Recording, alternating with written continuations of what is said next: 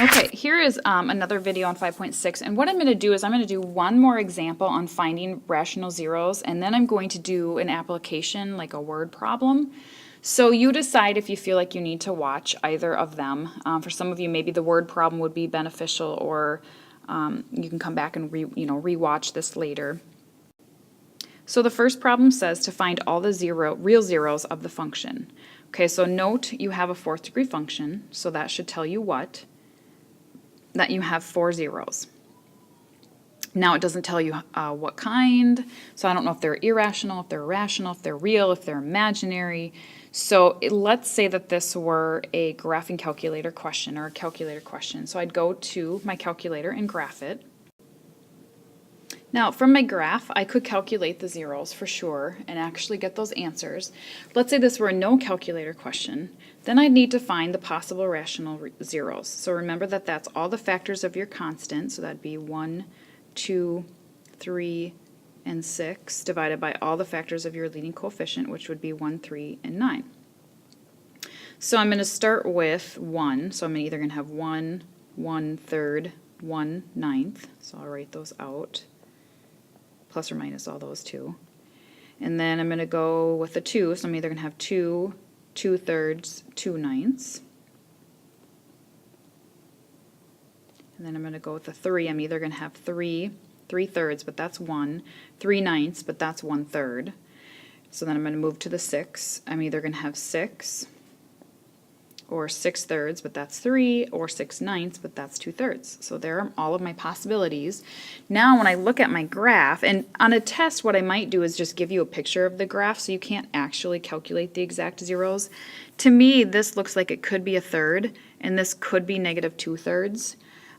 This one, -2 point something, but I don't have that as an option, and this looks like it could be like 1 point something, but I don't have that as an option, so I'm going to say I'm thinking this is 1/3. And I'm thinking this could be -2/3, and I'm going to try those first. Okay, so using synthetic, I'm going to, let's try 1/3 first. Okay, synthetically that worked out, so I showed all my work, I did 1/3, and I got a 0 remainder. So now I know that I went from a 4th degree function down to a 3rd degree function, and that maybe that would group, maybe that would factor by grouping. So you should stop and ask yourself, but unfortunately it does not factor by grouping. So I'm going to try what I think is another possibility, and I'm thinking -2/3 works. And again, I'm just going to do synthetic off of my last one. So I went from 4th degree down to 3rd degree. I'm going to try this one and hopefully get down to a quadratic.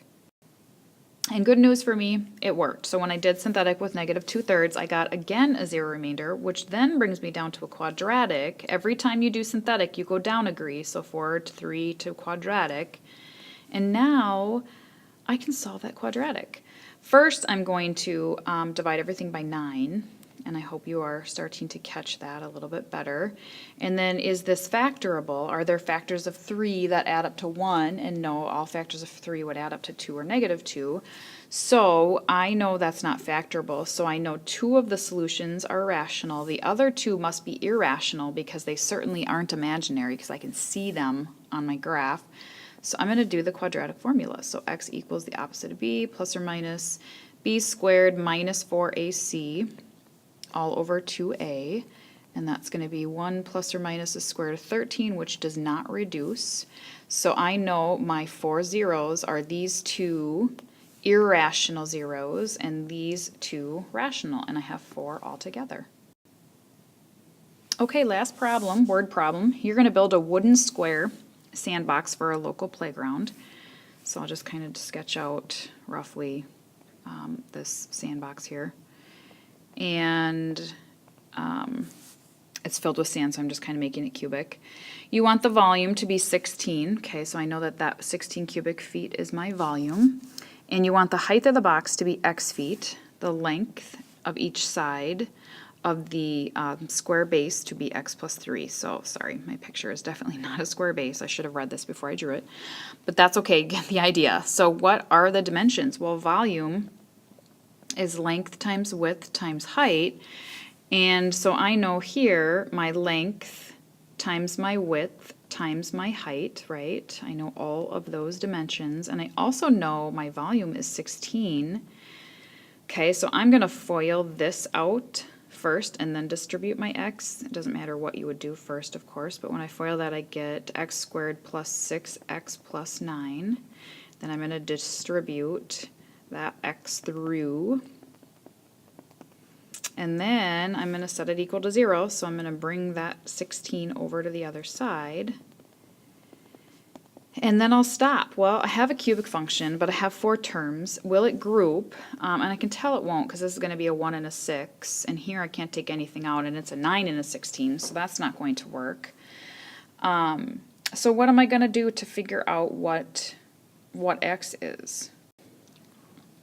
So you are going to find all the possible rational roots. So all factors of 16, so 1, actually I'll use a different color here, 1, 2, 4, 8, and 16 divided by the factors of the leading coefficient, which are 1. So it's basically going to be plus or minus all of these, right? Now, if this were a no calculator question, which I promise you it won't be, this would be kind of tedious. You'd have to sit and check all of these. But you know what? Check 1. You know it's not any of the negatives, because x can't be negative. So start with 1 and just mentally check it. 1 cubed is 1, plus 6 is 7, plus 9 is 16, minus 16 is 0. I've got the answer. Done deal. Now this would also be a calculator question, so I'd put this into my y equals, and I would see that it crosses at 1. Okay, so you can, if you want to, verify that this does work. And it does. So I know that 1 is a solution, and I may as well stop there. So what are the dimensions? Well, I know x is 1.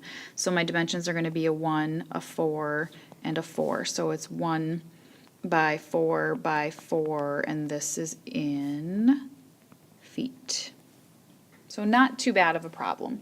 Now, worst case scenario, if you didn't have, I don't know, there is not a worst case scenario because this will be a calculator question. So like I said before, pick up your calculator, take a look at this function, and you're going to see that it's crossing at 1.